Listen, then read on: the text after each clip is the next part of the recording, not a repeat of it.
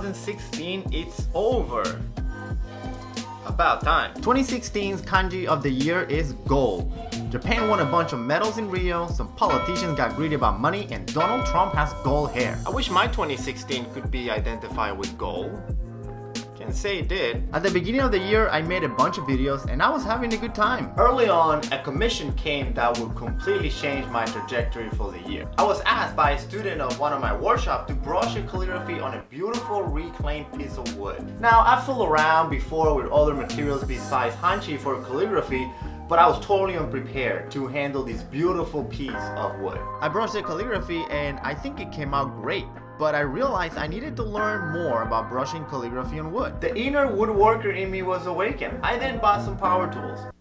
Well, a lot of power tools. Within a few months, I had a circular saw, a jigsaw, a miter saw, a power sander, a drill press, and a table saw. But I thought, wait a minute, I can build stuff too. So I did. I built a workbench, a Lego table for my son, a bench I like to use as a TV stand, and a twin bed for my daughter who turned 3. I also did some renovations to the studio, put up some shelves, and reorganized things a bit. This woodworking phase kinda took over the summer, and I wasn't doing much Shodo at the time. However, I did carve a few calligraphies on wood, which is something I want to do more of. I was invited to brush calligraphy at the James Library, where I met the author of Memoirs of a Geisha. In April, I also did my April Daily Kanji Challenge, which was awesome. I taught a joint seminar with Greg Noble Sensei from Senshinkai Aikido Association. This was our second year doing this. To make my life more complicated, I started grad school in April, and I also got a new gigantic dog.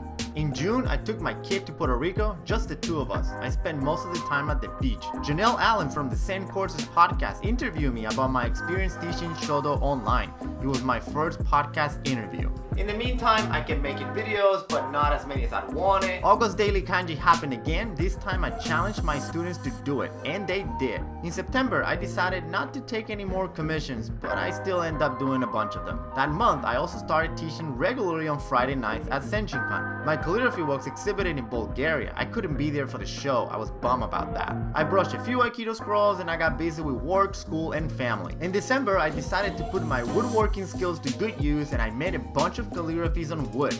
This time I did it the right way. I made frames for them also to make them look finished, and they are all available on my Etsy store. And Christmas was mellow this year, just me, Rachel, and the kids. So yeah, 2016 wasn't too bad after all. 2017 is here and I have a lot of plans for 2017.